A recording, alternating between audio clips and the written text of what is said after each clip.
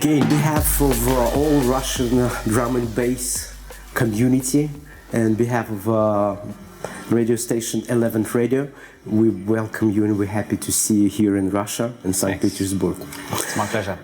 So Tim, I know you're not first time here in Russia. You probably discovered a lot of places and been in a lot of cities. And I think you must speak Russian pretty well these days. In fact, I don't. The only thing I had was 1.5 years Russian in school back in the DDR, in the in the. What do you mean Germany. Russian school? No, I mean I had Russian in school. We had Russian. Russian as people a at subject. school. No, as a subject in school. Subject? Like in the DDR, the east of Germany. Oh, I see. Yeah. So yeah. So you study about Russian culture, probably, no? Well, you couldn't say. It was just when I was a child, when I was like 9 years old, 10 years old maybe. And so I only know like a few sentences like "Мой папа тоже работает на заводе." Come on, man, you know Russians. That's what I'm talking about. Russian, that's Твой папа работает на заводе. На заводе. How hard does probably mean? Или на фабрике. На фабрике. Fabric, of course, it's fabric. But here, fabric we call zavod. Yeah, so that's zavod. the true Russian. Some scary thoughts or things from Russia? Did you hear it? No? How do people in Germany actually know about some Russian thing? Maybe fashion, music, Yeah, I don't know. industry? Or more it's a political? There's a couple of things that seem to have burned into people's minds. That there's there's lots of mafia and there's lots of big cars and people clean the road just for these cars to come through and these things. I don't know if it's true and you how know much there's everything about but Russia. it's I don't know how true that is, but that's one of those things. Yeah. And then of course piano playing, like artistic.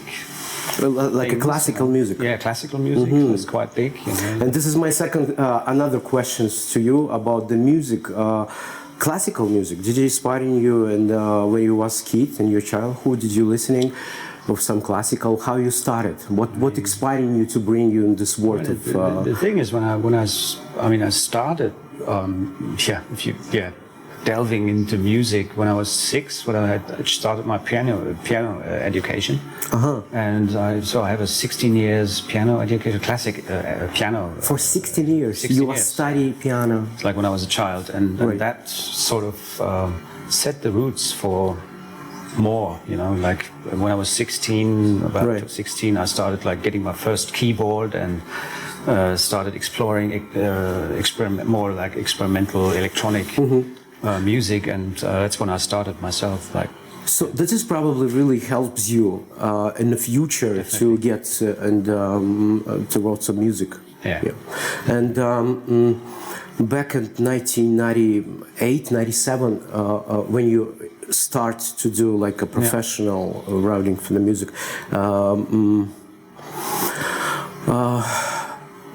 In that time, what's in electronical music in your hood or in your country was big? What's inspiring you exactly for the drum and bass scene? Why exactly that?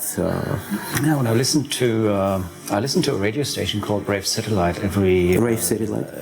You probably know it from back. I heard it. Marusha moderated it, and it was. They always introduced new electronic music and. So that was like from the early 90s, I believe, and it was mostly techno music, acid, house, all these types of, even hardcore techno. And in '96, end of '96, they introduced some jungle in the show. So the first time I heard these jungle rhythms, and then from that time on, I wouldn't say no more techno because I still love techno. Right. Like it totally grabbed me. I thought like.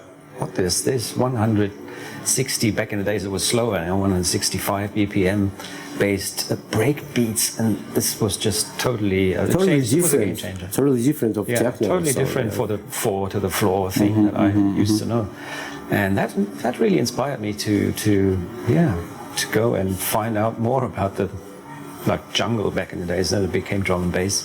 Maybe some names from 1996 that you remember. 1996, captured. As far as like Source Direct, I think was doing Source Direct. Source Direct. From the UK. Okay.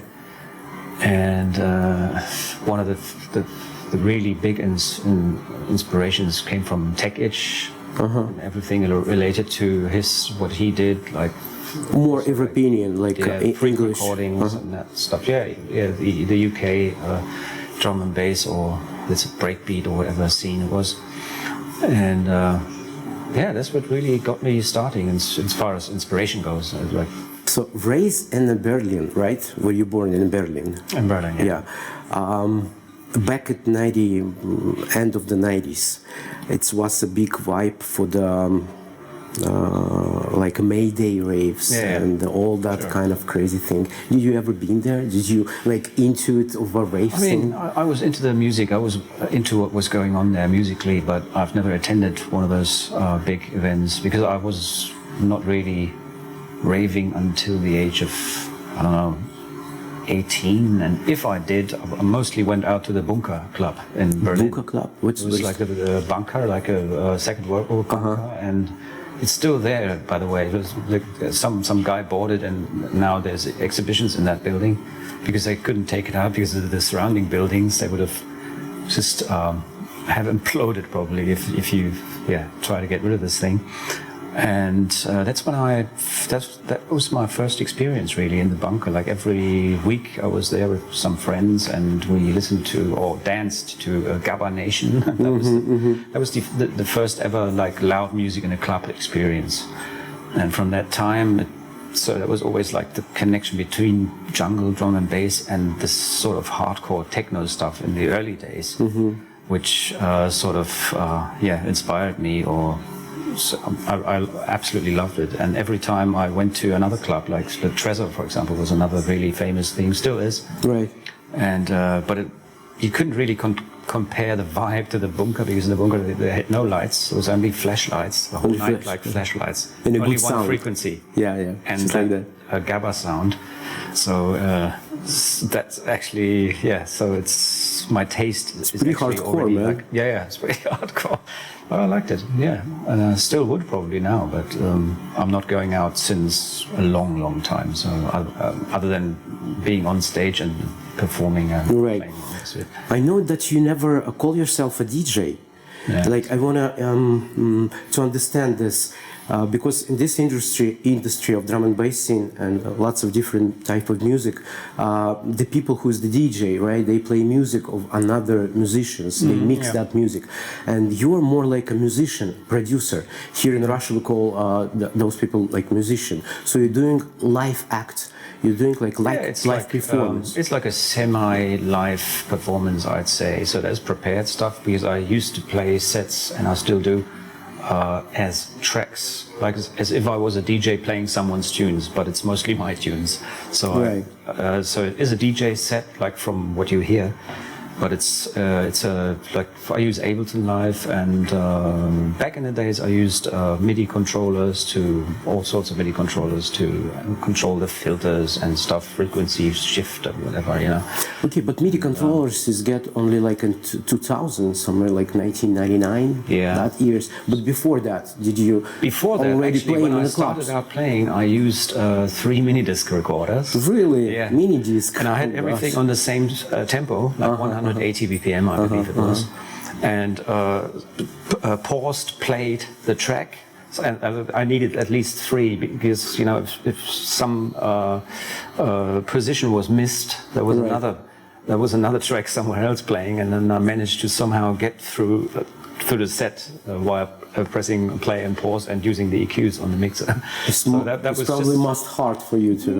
It was fun actually, and people looked at what is he doing? I mean, this is really strange. And I remember I did it at least like for 2-3 years maybe before I started using. I actually started using FL Studio as well, Fruity Loops back in the days for playing live, like also with MIDI controller, but it was a very risky undertaking because nothing is as easy as live to use for performances. And I think I've been using it since 2002, like Ableton Live, all the versions that have been there until now.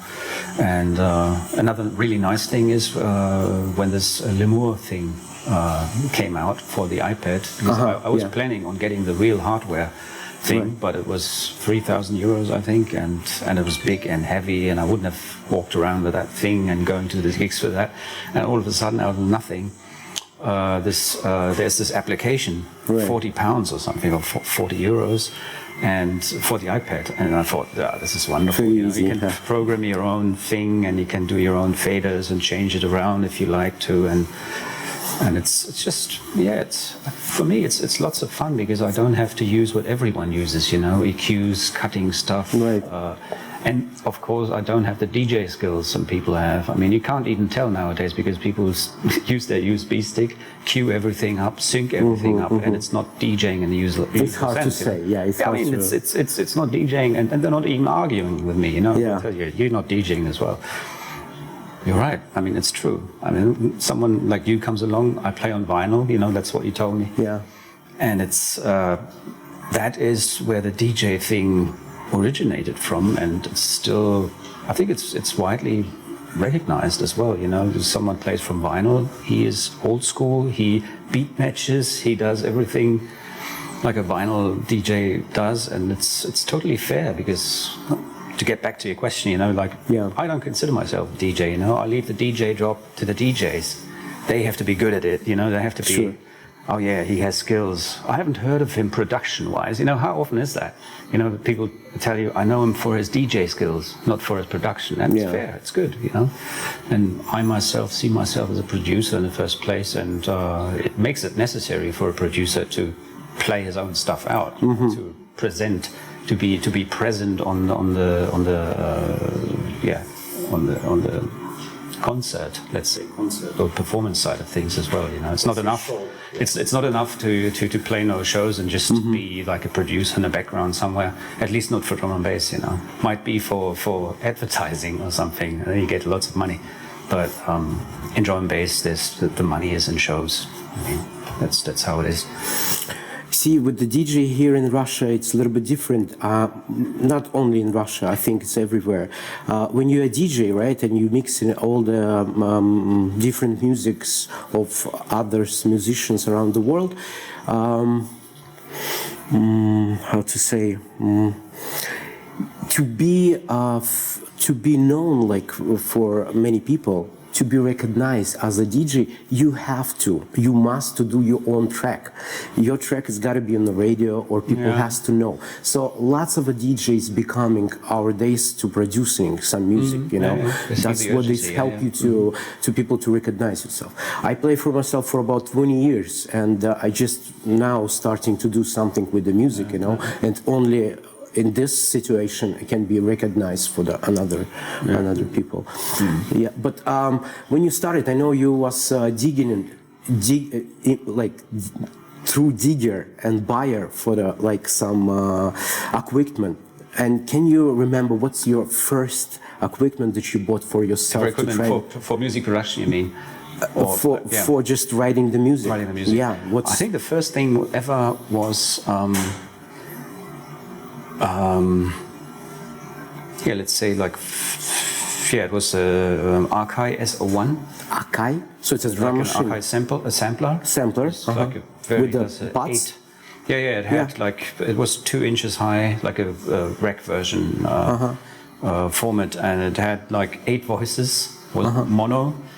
And That's so very, it? very basic, very basic. And So you could use you could change the start point of the sample, and I was at that time that's when I still was into techno music. I remember that, and you know, I wanted to get these acid sweeps, you know, the filters and stuff. And there was no filters on this thing, so I thought, well, how do you do this actually without the filters? And then I figured out to do sweeps with my own voice, you know, like use like whine or some moving vowel stuff, and then change the start point, the start position of the sample, and have it playing through some I think it was the first effect I've ever had was the MIDI verb 3. It's like a very, very old delay effect, just a very simple thing, with lots of noise, you know, added to the signal. But it was good enough. Did the job. This was back at. This was in the late '90s somewhere. I can't recall when, but it must have been before '97 actually. because then I advanced with the equipment like the EPS 16 Plus sampler, for example. No one knows it probably because it's old stuff, you know. And so I used samplers and the Atari ST, like for MIDI. Yeah. Because I was really eager to get into the Amiga stuff as well, but Amiga. it never happened. Yeah, because there was either you do Atari and keyboard and synthesizer and sampler. Yeah. With MIDI, or you go like directly with computer, like Amiga and stuff, and use tracker programs and stuff. That was the other side, and I happened to end up at the MIDI side of things, you know. So. But you tried both. You tried. No, I've never tried Amiga. I never owned one, and I would have liked to, but it shouldn't be. I shouldn't have been. I don't know. Yeah. And you still have those? I don't have them anymore. No, I think I must have sold my Atari some time, and also the samplers. Everything sold. The only thing hardware that I still have is the Nord Modular V2 as a keyboard version, a small keyboard modular. I use it sometimes, so it's fine. I wouldn't sell it. I wait until the price goes even more up because it goes up. Yeah, sure. Yeah, of course, you have so to. But I'm mostly nowadays I'm using all software. So how you set up your set for today? Like, Nowadays it's an Ableton set that is prepared to play altogether 6 tracks, like 1 AB, 2 AB, and 2 effect chains with pads on there that I can trigger and mix in and stuff. Filters, the usual filter setup, frequency shift setup, and a crossfader, a tempo fader as well, so I can and beat repeat everything that chops up beats and rearranges beats as well. So I can do like remixes on the fly remixes of tracks. All you can do this like live in one time. So I can play like the original tune and apply various beat rearrangement things on the fly that actually changed, like for example, a drum and bass track to a halftime track. And the other way around, interesting enough, if you have a halftime track, exactly that algorithm changes it up to double time. Yeah. So it's endless, you know. You could always add something here and there, and the set's constantly changing, and the tracks, obviously, because whenever I have new tracks to play, I include them into my set. No matter if they're signed or not. I mean, it's just because it has to be. I want to keep it special enough so people still attend to the sets, you know, and not just wait for the new releases and then say, oh yeah, well, that's that. You know, I've heard that a couple of times. So there's always new stuff, teasing the people, you know. So I think that works pretty well actually. And I don't have to play what everyone plays. That's another thing as well. Yeah. I just have not enough time to put every important track, because there's important tracks everyone wants to play. If Noisy has a new track out, everyone wants to play it. I might have space for it somewhere, but it's most likely going to be more like I have to play my own new stuff and try. Usually you play like 2 hours set, right? No, normally I play in these days either 60 or 90 minute sets. Yeah? No longer. Why not? Because the attention span that people have nowadays gets shorter and shorter. And it's just like really people get... it's not that they get bored, but it's too much. You can't just unleash 2 hours of current value onto a person. I mean, you can probably for the fans. They would love it. But I think the sets nowadays live from rather fast-paced nature rather than like going endlessly long and then having 2 hours set, and then you're forced to play older stuff as well in this case. And it spoils the kids, you know. It spoils. Okay. That's what it does. Okay. I mean, it's different with techno probably, or if you have mixed sets like you do, then it might work, and it probably does. Yeah. Because you can go like, you know, up and down, also tempo-wise, and you always catch someone's interest and then keep the people moving and stuff. But yeah, and it's you know, it's also nicer for me to say what I have to say within 90 or less minutes. It's you know, because otherwise it's like my energy curve runs out at some point. I mean, I have been planning on doing like a history set History set. That would be something new, like a 4 or 5 hour set using all current value stuff, like from the very beginning, from the you know, and beginning, then going to this and that and this and this is different again. So that would work probably. Are you working on it? I'm planning to do? It wouldn't be very hard to work on that stuff, but it's actually a nice thought. Maybe I should do it at some point because it's something new, you know. Normally everyone plays an hour, 2 hours, 1.5 hours. Why not? Historical set, that's interesting. Yeah. Why not? So not only me feeling that our days today, everything is getting so fast, and people stop listening whole album, for example. That's true. And nowadays people just listening a little bit of the songs and they skipped for another one. It's too many music. People can't have everything in once, so they listening to everything just a little bit. Today I was remember that guy Jaguar Skills. That guy just mixing like 30 seconds on one song, another. What's going on with this war today? Like, what this big coming I to? think it's what? just you know, in the end, it's all artists, and artists have the. It's their task. Let's say it's their task to actually reflect what's going on in our society and in our time, in these times generally, and everything is more fast-paced. Everything gets faster, quicker. Attention spans. There we go. It's the same thing again. You know, like people listen to a loop like for. I think there's even studies on that. You know, that the kids today have the attention span of approximately, I think, 23 seconds. So you can imagine if you build a tune or play a tune from 98, for example, 8 minutes long, you know, like with an intro of 2 minutes, the kids would just zap away. They would just, it's not interesting anymore. I mean, we're not here to feed the kids with what they want. That's another thing, but you still have to reflect what's going on the outside or in society, and everything is more fast-paced. So that's what reflects in the music as well. It's kind of scary. It is scary. And probably we end up in 20 years with 2 minutes tracks, maybe, I don't know. I mean, because everything's just like, you know, cut this out. In the end, you have like 4 minutes tracks is a normal drum and bass track, I think.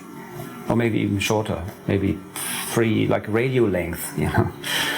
And but I think it's fair because it really reflects what's going on in our times, and it's somehow is representative of that, and it just goes with the major flow of things, and I think that's important as well. I mean, I would never say there was the golden area of good drum and bass music. Right. It doesn't exist for me. I mean, it's there, it's nice, but there's always be a golden age. There's always be a new thing. There's always be a new kid on the block that comes and says, look, that's the new shit. And everyone's sort of reacting on that. I think that's what we're here for, you know, to react on each other or to act and then have others attuned to that, you know, and learn things, and that's what keeps it interesting. I mean, I have no other. I think drum and bass is perfect for that because it constantly changes, brings back old school things that again get changed. You know, we had the talk with Jump Up before. You know? Yeah. So there's this '90s area Jump Up that came up, and now there's a new sort of Jump Up that the return of a new scheme incorporates the new skills, the new techniques and stuff. I mean, someone that likes the old Jump Up hasn't. I mean, maybe he doesn't like what's going on now in Jump Up, but I think it's what it is. You know, it naturally changes. Everything naturally changes. You know, there's no need to hold on to old times, you know. That's why I hate to be pushed into one corner. You know, people tell me, "Oh, your old tracks like on freak recording." You know, it's a long time ago. There's new kids. Actually, I have more new kids following me as the old ones. Sitting like this, you know. What a bad world! I don't like it anymore. Everyone's playing this. Who cares? You know, it's now. Music is now as well. You know, if you play music, a waveform, you see it now and then it's gone. You know, and that's why I like this genre, because there's always someone doing this, you know, and saying like, no, we do it differently. Listen to this, and then you can either grow your beard and say, well, I mean, I'm much more experienced, you know. I'm so old. If you don't know what I've done, he doesn't care. This new kid, you know. It's true. Thanks God who's this is new happening. kid? There's this jump up kid, Headaches, for example. Headaches, yeah. Mm-hmm. A very nice guy. What a nice guy this is, yeah. And I couldn't blame him for what he's doing. He's not an experienced producer or anything, but he pulls the masses. That's what he does. He jumps, you know. He was playing at Rampage after me. He was playing like with 20,000 people. I think it was the first time he played for like a huge crowd.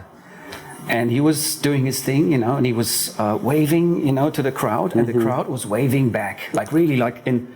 And he turned around to the other guys standing around.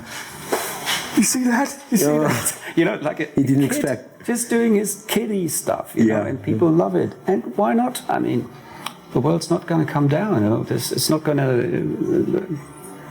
You know, I don't mind that. It's interesting, you know. Yeah. And you have to make something out of it, other than just like. You know, there's too many people doing that, I think, and a little smile here and there, and a little Englishness about the drum and bass scene is, I think, needs to be kept alive. Yeah. I think. Otherwise, it's just like, you know, tunnel vision. Oh, tunnel vision. Is actually very nice. People still love my old tune, Tunnel Vision, which I haven't played in 10 years, maybe. They still loving it. Yeah, but it's, you know, it's tunnel vision, you know, and it shouldn't be tunnel vision. It's true. I used to live in Toronto, and I remember in Canada, in this city, Toronto, it was like a capital city in Canada for the drum and bass scene. Yeah, so this is back in 1998, 2000 maybe, and I just went there last year, and I was so surprised. It's not there anymore. No rave. I went to the store, to the record store, asked for the flyers to go to some drum and bass rave, and the owner of the store just laughing at me. He told me, "Man, you back in the future, what's going on with you, man? We don't have raves anymore." And what's going? Seriously, why is this happening here and it's not happening anymore there, like United States? I don't know what it is, but I think there was some. I mean, someone told me there was a illegal raves going on, and there was this huge thing in the media where on a rave there was a big fire. And these raves, they were forbidden from that time. I see. So it's some becoming time ago. dangerous. And then it was, you know, it really went downwards from that on. I don't know if it's only that thing, but it could be. I mean, I know there's still big sort of raves going on with other types of music, like dubstep or even hardcore, you know, like happy hardcore. So, is becoming. So I don't know why it is drum and bass related, but it is really, you can see it and you can feel it. I mean, you've seen it when you've been in Toronto. I've played in Toronto last time, and it was just like, it was small. It was really small. It was really like you used to play before in Toronto, for example, and it's now you can see the difference. So that's because there's lots of records label in Canada, in Toronto, and lots of DJs like like Capital J, and lots of them. You know, they play, but they probably traveling around the world, not staying must be in. Probably because if they would have to live out of the American scene, it wouldn't work probably. So, Tim, I want to ask you about not only me interesting, like our viewers, and even my dog Morrison. Really interesting. Where you got this idea with your name? I know that's the question most will ask you everywhere. The people. Yeah, it still comes from one of the old equipments that I have, the Ensoniq EPS 16 Plus sampler, the rack version, and it had a digital display, and it's set on almost all the parameters. Current value, which is it's the now setting of that parameter envelope or whatever, like filter setting. And that's what is meant in the current value. So whenever you touch the parameter, it would come up with the numbers, right, plus minus. And if you took your hands off, it said current value. And a friend of mine said, well, I read this current value about 100 times on this display, and sounds like a good name for you. What do you think? And then I said, yeah, this sounds really good. Why not? So I kept it. Yeah. And I was thinking current value is probably because your name is priceless. I mean, you don't have a price, man. Your music, it's like you're doing the great music, great sound. I find it for myself, it's kind of scary in the time, and the best for the Halloween party. If like I play the Halloween party, I can't. I gotta play more than 10 tracks of you because they show true for that kind of atmosphere. You always trying to change something, right? You going forward, and from your sound of a little bit dark side. Can you call it that kind of dark side? You're becoming in these days now more, like you say, of jump up, but this is totally different jump up, like it used to be. Yes. And but you still has a captured that kind of darkish side of your music. What's the message? Like, I mean, what really got me into that sort of, let's call it. It is jump up in the end, because when I listened to this Capital J mix, he did a mix on Mixcloud not long ago, and I think it was a very fast-paced mix, like with 186 BPM, like really fast. And I said, this is something totally different. It carries that denseness, that density. I like very dense tracks, like everyone knows. And after that, I listened to a Neuro set somewhere, I can't remember, and I said, like, it's missing everything, it's missing the pace, it's missing the rudeness somehow. It was better produced, yes, maybe, but it was cold at the same time. It wasn't talking to my heart, let's say. Like with the comparisons, and then I just experimented around with a couple of beats, and I said, well, this is interesting. So let's just take the good values of music production and do something proper within this genre. Because the interesting thing about jump up is it only works if the few elements that are there are perfectly in the right place. It's you could do. I mean, someone would probably argue with me and say, "Well, Neuro is the same. It has to be the same." Yeah, well, it sort of has to, but it gets away with just being really good produced sometimes. That's what I was saying as well. Like one-note music against like music. That's just. I mean, this doesn't work. For me, this one-dimensional, one-note based music of Neurofunk just became too boring in the end. It was just. I mean, it captures all. It has all the production values, sure, and sometimes it's just ridiculously overproduced as well. I mean, it just happens naturally because people go for the better transient, go for more loudness, go for this and that. But it's in the end, it eats itself. It's just there's nothing new, and you couldn't also tell which producer it is in the end. It goes as far as this. There's like a release, like a big album, Neurofunk album, and you can't even tell who is the artist behind the tracks because they all seem to use the same source, the same sound pool, and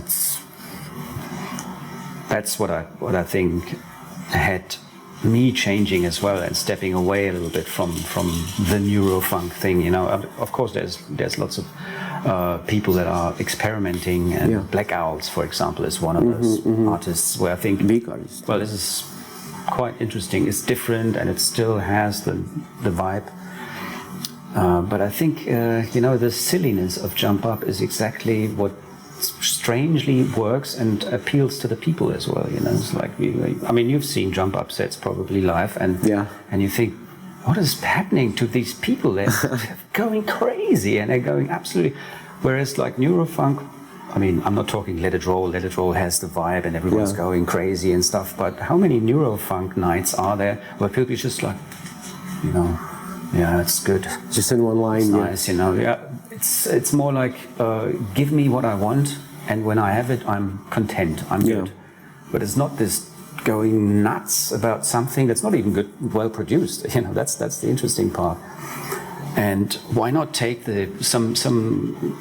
make it a bit more effective, let's say. I wouldn't say Jump Up is bad as it is. It's bullshit. I mean, there's lots of people that totally prove the opposite. I mean, and it has nothing to do with transience or loudness or anything. I mean, DJ Hazard, for example, he he makes tunes, and you feel the pounding. I mean, it's hard to describe, and it's definitely not about production values in the first place. It's about a feeling that he transcends and sends out to the people by doing what he's doing. Yeah.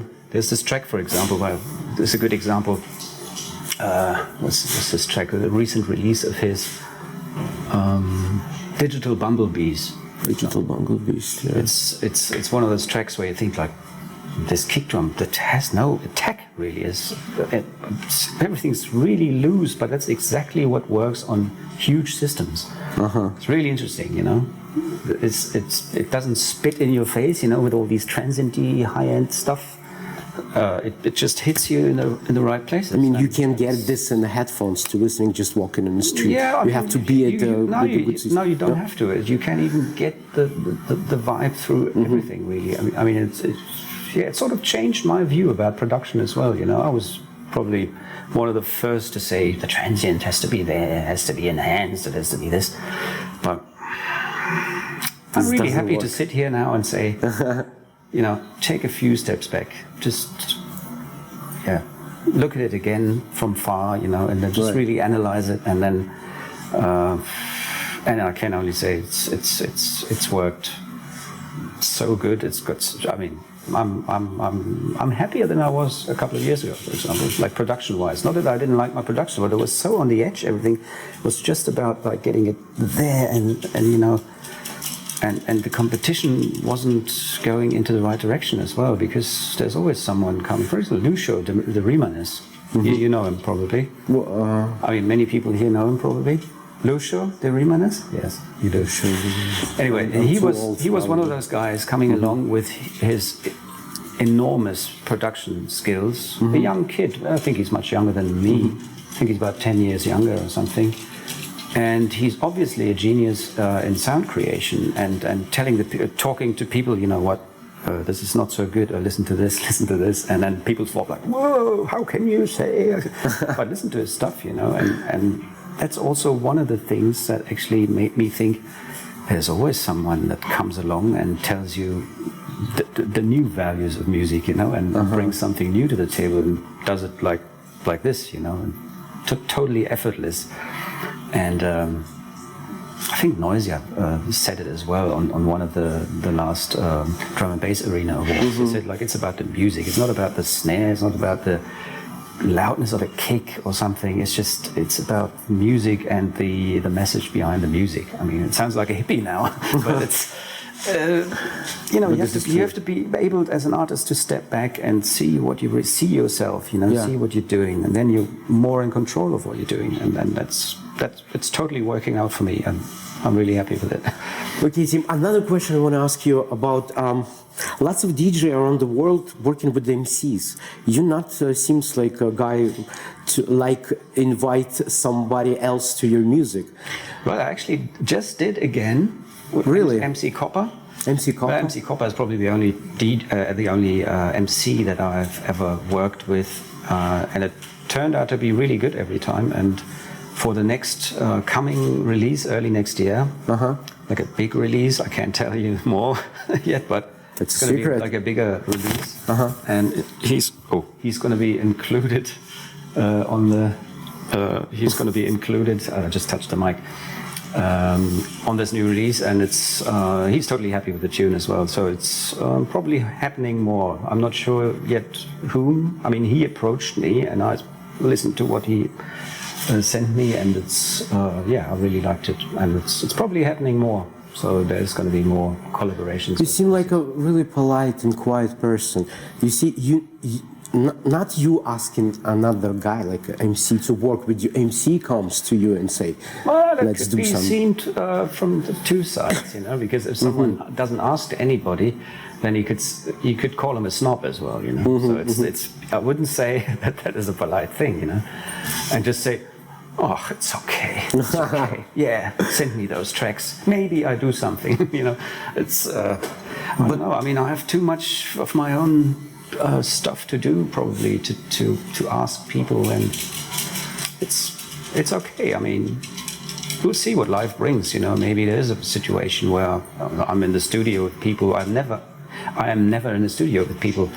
I'm sitting on my desk with a laptop, a headphone amp, and a whole bunch of headphones around me, and that's it. So the reality for many producers nowadays is much more like being in a studio, hanging out with other producers in the studio, MCs coming along, singers coming along, and that, of course, is a different atmosphere, and it allows for more collaboration, probably. Just like, let's do this, and it's a bit more, you know, I'm a bit more dedicated. I have an idea, and I just work on that idea, and then next track, next track.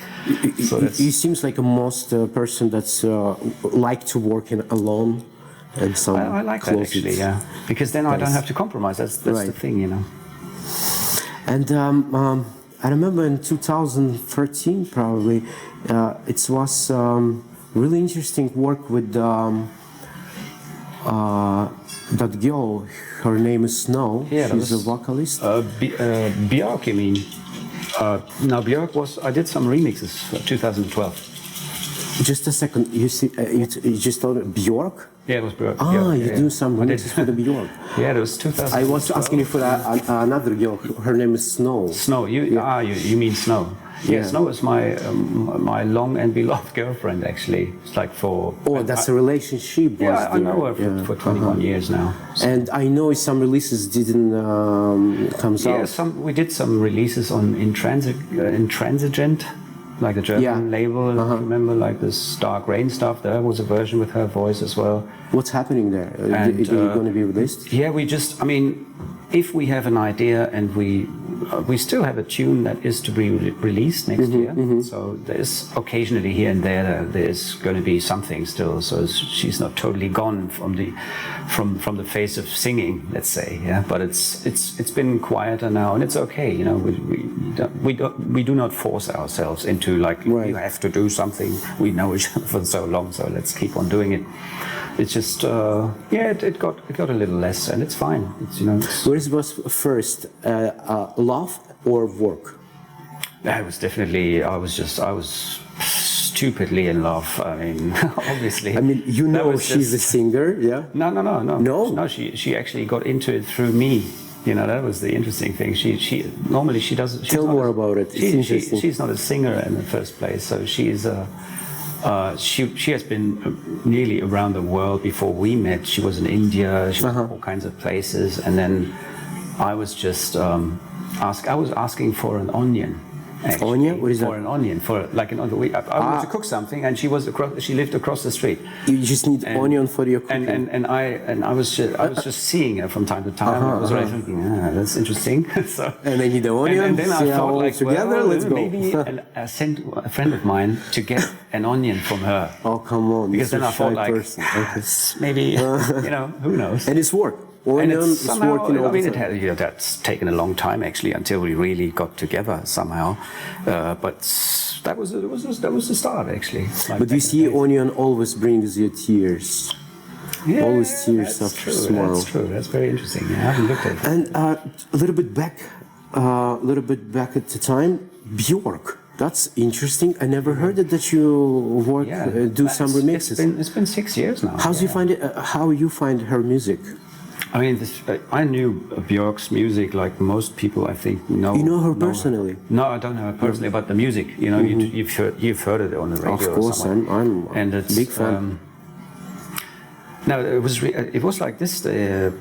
One day there was a SoundCloud message, and someone saying, actually, I didn't read it really because I don't read some of the stuff. You know, I can't take care of everything. And he said. He said, "I'm the son of the bassist of One Little Indian." One Little Indian. I didn't. You know, that wasn't ringing a bell for me yet. I wasn't. If I would have known, that was Bjork. Okay. So and then I think he got in touch via email then. Because the first attempt, no answer. Me again, you know, no, I didn't answer this guy because I obviously didn't know what was going on. And and then he mentioned Bjork, and I was like, yeah, of course, let's do something.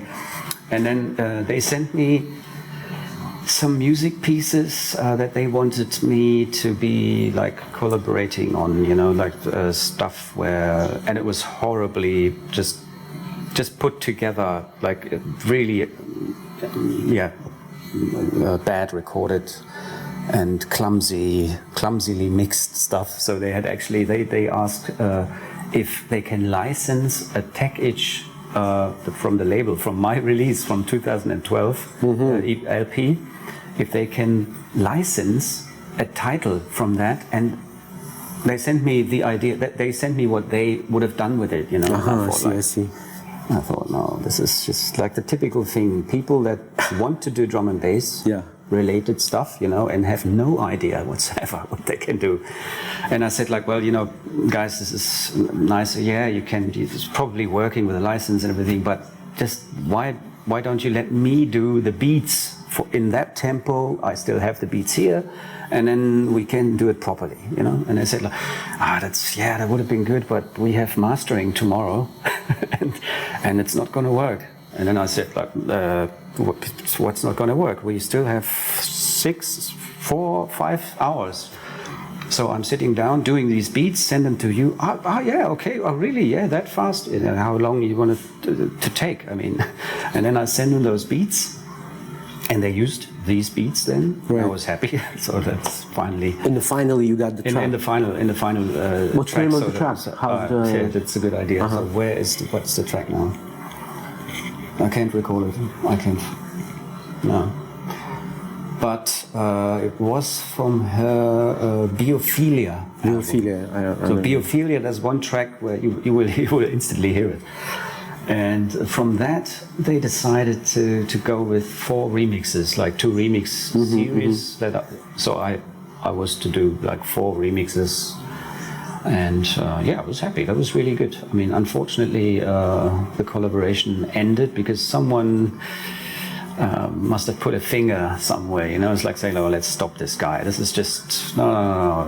You know, We already started like a collab as well. Like Bjork had some vocals, not even with proper language, like just a fantasy language, you know. Yeah. Like and I gave her something and mixed it, and but it never got out, never got released. So, but I said, you know what?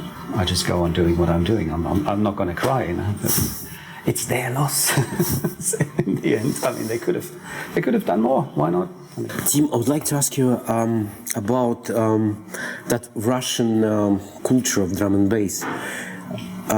That people in Germany know a little bit of things, what's going on here. For example, you coming here to play, tonight you play in one of the biggest festivals here in St. Petersburg.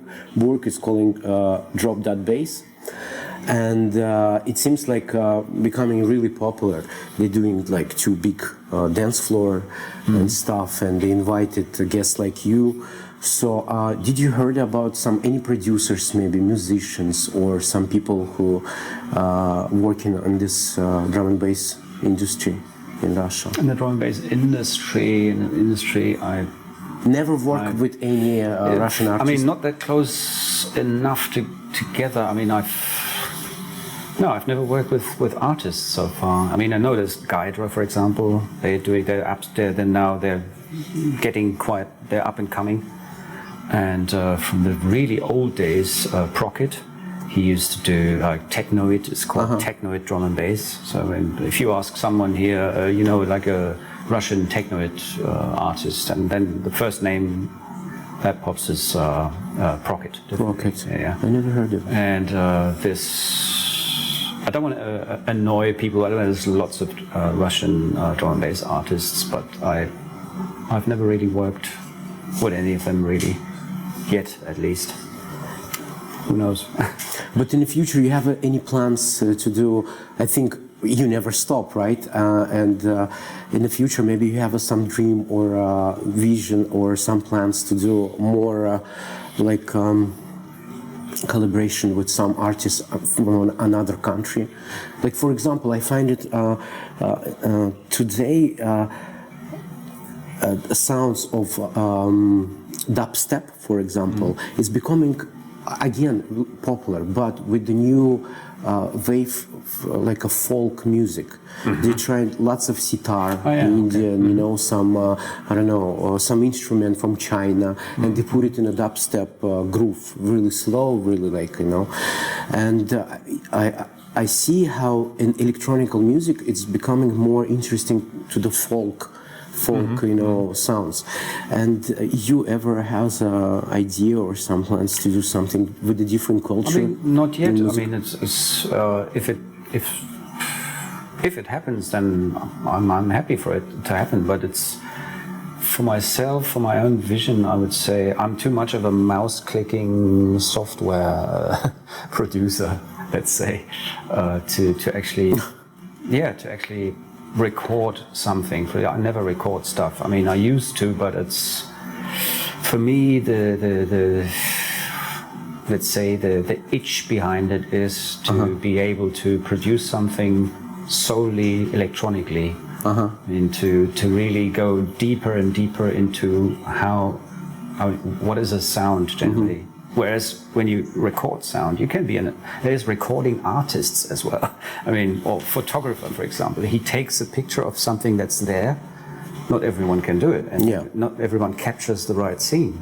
There's no question. But I think what I'm going for is like for knowledge about sound, like the maximum possible, you know, like to know how can you really make a snare sound that is like with a synth, for example, like with synthetic, and so that people say, well, that's a vintage snare from blah blah blah, because it's only about the parameters, you know. That's what interests me, you know, like the math behind the whole thing.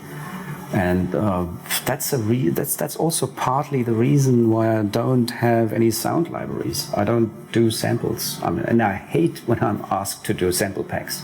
What do you mean sample I don't packs? like it. Like using some stuff. No, like artists are like they get asked to do like a sample pack for Loop Masters or for Steinberg or something, and it's every time it's for me like I don't really do it. I just use synths and also in my tracks. Right. It's all like real-time MIDI synths, you know? And it makes the whole thing is so much more open, you know. Like every parameter you can touch and change your sound, rather than just having a sample and then ending up exchanging the sample because you don't like it. Yeah. Whereas in the synth, like with a preset of your own, you can just turn the little knobs here and there, and then you get get it sound the way you want, you know. And that's what I'm interested. At least now, maybe it changes someday. Some recording guy comes along and says, like, look, I have a bunch of totally interesting, nice atmospheres, and we can go out and do like a field recording. That's also related to this sort of thing, you know, like working with someone outside, and then it's a different story. For Alex Perez, for example, if you look at the tutorials on YouTube, he likes to record lots of the sounds, snare drums. He has a stick that he hits some random stuff, and not random because it's an art, you know. So he knows what he's doing. Records that and then shapes everything up, and everyone has his own idea about stuff. But as far as instruments go, as of now, I'm not.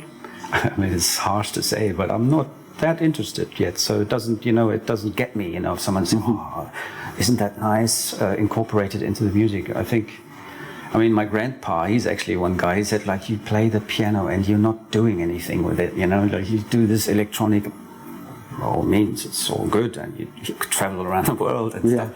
But what is with your piano?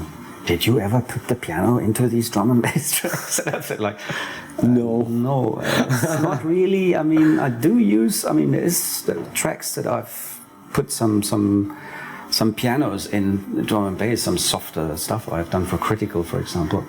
But it's, I don't know. I like the pure working on a synth-based production. That's what I like. So your grandfather, it's that person who invites you in the world of piano players, no? No, I think it's been my mother. My mother's idea to, like, when I was 6, to say, hey, this guy has to get piano Any musician in your family? No? There's no musician. No musician at all. In the family, no. As far How as they I- look at your career? Like for them, it's kind of It's strange. very different. Yeah. Different, so yeah. There have been all kinds, but mostly all of them were teachers in some kind, in some way. So that's I discover the teacher sometimes in within me as well. So in like talking about production or advising people as well, you know. And He seems like a really serious guy. I mean, yeah, he's it's yeah. I mean, teaching is a nice thing as well. Maybe I do that when I'm old.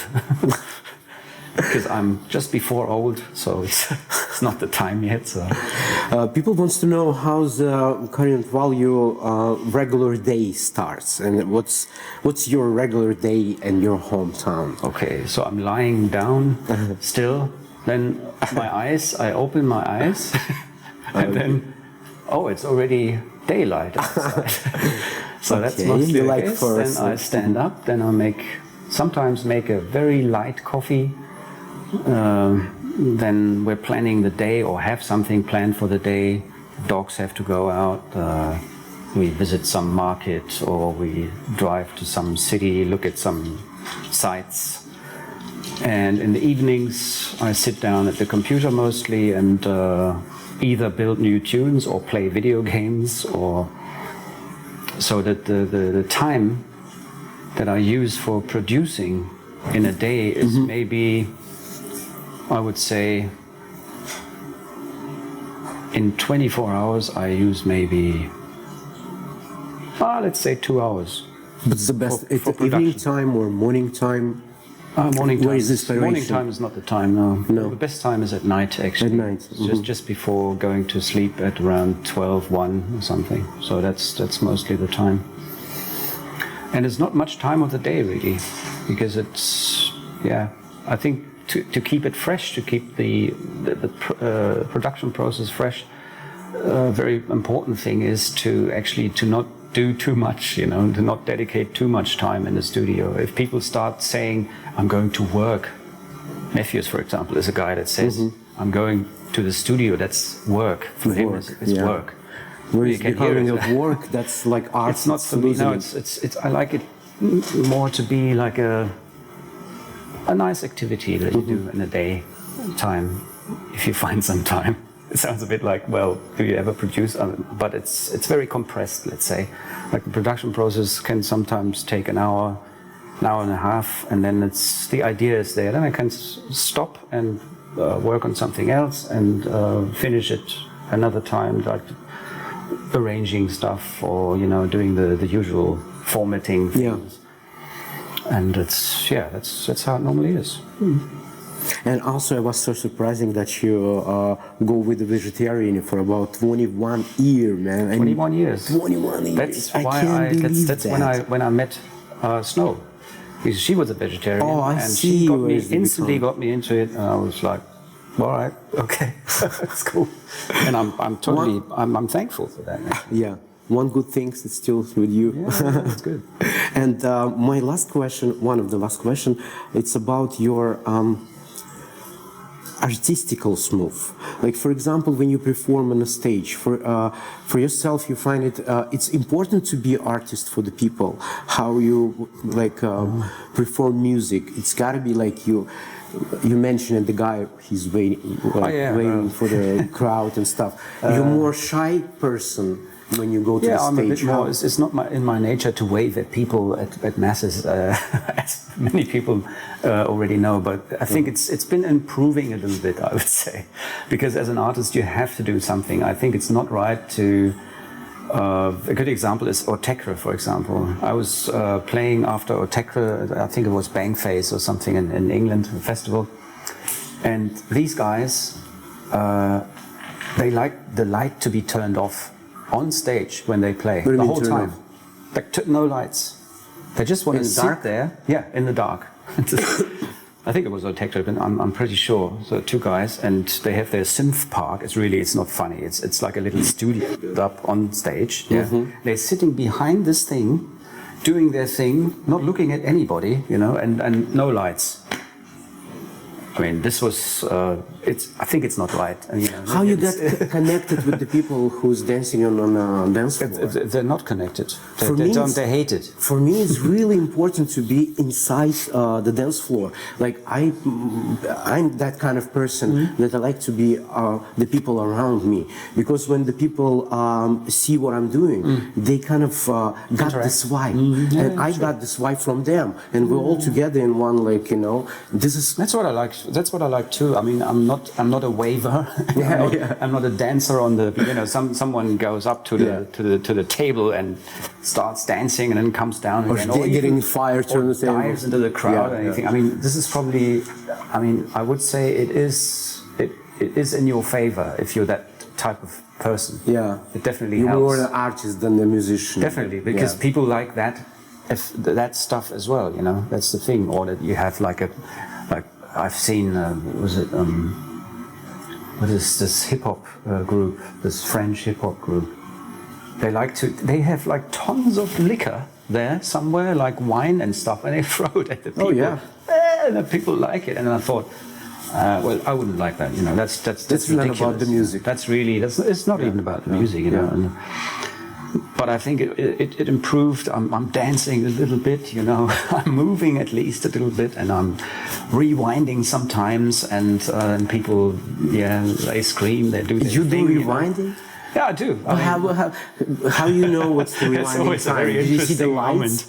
Or how you know it's a rewinding time? Did you see the lights? I think it's just like mostly it's I plan that, you know. I think that track at that time, we'll see what's happening around me, how the people react and stuff, or what the general mood is, and then I decide whether I go for the rewind or not.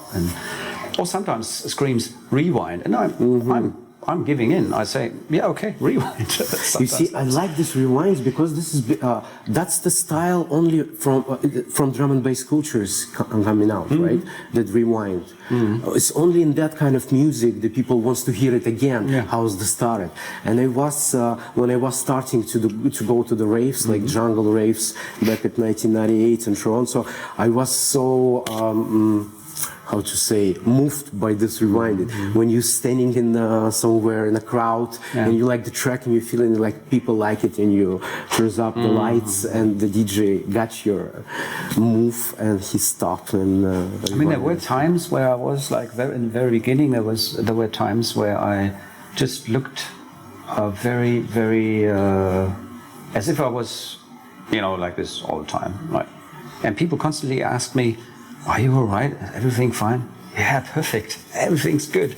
And then I started saying, you know, when you see me like this, then everything's perfect. And people don't ask me anymore. But I think it was like, it was in the 2007, 8, 9, 10, 12 area where I just didn't move at all. And I had this face, you know, constantly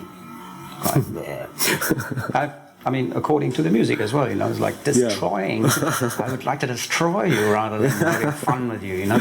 And I think it's more healthy that I have loosened this up a little bit, you know. Right. So, because it's just you can do it for a while, but then it's, you know. You see, other people wants to even you just wants to be an artist, but people who listening you and they watching you live, they think you are an artist anyway. For example, lots of questions we have about your collection of the hats. I know you like have it's a huge collection. So now you're not wearing the hat. I'm not wearing because it's two things about it that I wanted to change. One is just, can I ever go out without a hat? Yes. Perfect. Nice. Because I was always wearing a hat, not just on the shows, like every time. And then someone asked me, and someone asked me, "What's this thing on your head?" What? And I Are you sick? Things like red, and then the skin coming off all the time. I thought, like, So And it's bad for we the got to hair. change. Yeah, it's I'm really bald. That's why I'm. and it's just maybe I will wear a hat at some time again, but it's So it's nothing to do with the music or your. no. Okay. It's like Tim, again, we're really happy to have you here in St. Petersburg. Thanks a lot. I'm really nice to meet you, man. We're gonna see you tonight at the Drop That Bass, and I'm gonna say thank you from the guys from Lemon Radio. Thanks a lot. thank you.